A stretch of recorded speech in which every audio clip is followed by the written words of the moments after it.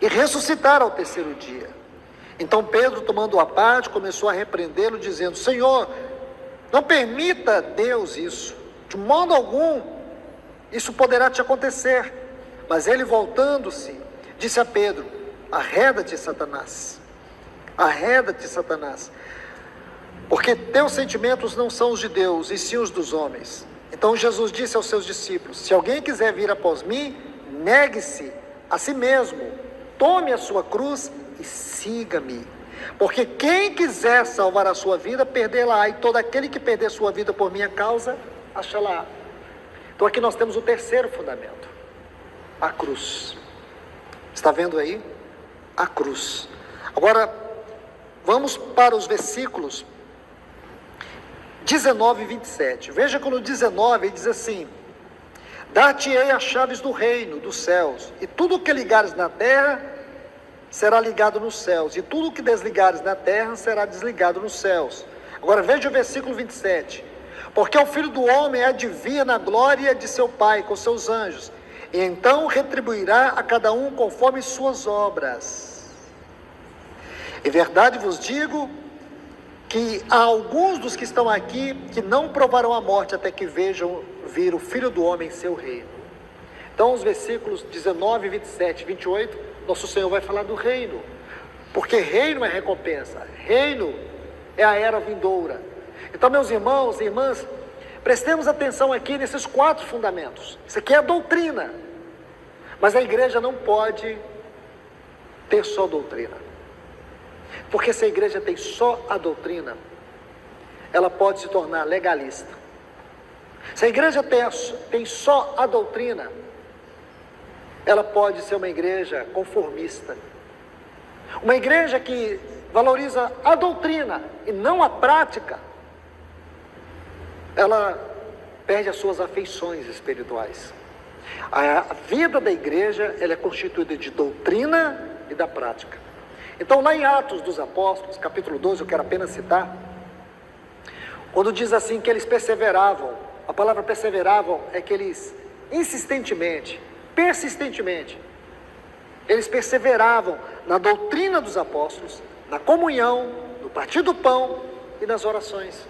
Então, se de um lado você tem Cristo, a igreja, a cruz e o reino, do outro lado você tem o quê? A doutrina dos apóstolos é a palavra. Atos 5:42 tem que ser lido aqui também, que eles não cessavam de ensinar e pregar que Jesus era o Cristo.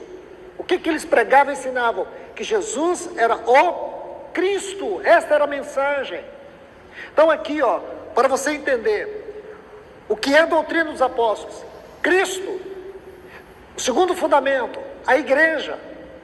Então eles perseveravam na doutrina dos apóstolos, na comunhão. Comunhão está relacionada com a igreja, porque a igreja, ela é a expressão visível do Deus triuno. Se você quiser entender comunhão, não vai buscar em dicionário. Se você quiser entender comunhão, procure estudar a Trindade. A Trindade é a melhor definição prática de comunhão. Comunhão não pode ser teoria, comunhão é prática. Então nós temos ali a doutrina da igreja, agora nós temos a prática da igreja. A prática da igreja é comunhão. E se você observar, durante esses 2000 anos, Satanás lutou contra esses 2 fundamentos, para destituí-los, para destruir sua identidade. Como eu disse, se nós não sabemos definir o que é Cristo, o que nós definimos em termos de doutrina?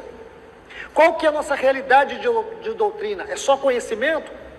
Se a doutrina não nos leva à experiência, não nos leva à vida, não nos leva a uma mudança de caráter, não nos leva a uma vida comprometida, essa doutrina é morta, ela é uma ficção. Hoje nós estamos vendo uma igreja sendo gerada nos nossos dias, uma igreja completamente anticristo. Eu sei que é duro ouvir isso. Uma igreja anticristo. Você quer estudar isso? Vai para Atos 13. Estude no livro de Apocalipse quantas vezes existe uma referência aos adoradores da besta. A besta ali é uma figura do anticristo. E a palavra adoradores ali tem as suas raízes no texto grego em culto, em adoração. E hoje você já viu como está o evangelho moderno?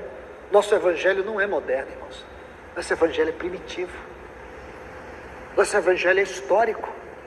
Nosso evangelho tem suas raízes em Cristo, na igreja primitiva, nos pais da igreja. Nosso evangelho, o evangelho que eu e você cremos, ele tem toda uma história. Ele não tem roupagem moderna. Ele não precisa de artifícios. Não é o evangelho do entretenimento. Não é o evangelho da vida fácil. É o evangelho da cruz. É o evangelho que nos salva do inferno. Este é o evangelho que Cristo e os apóstolos pregaram.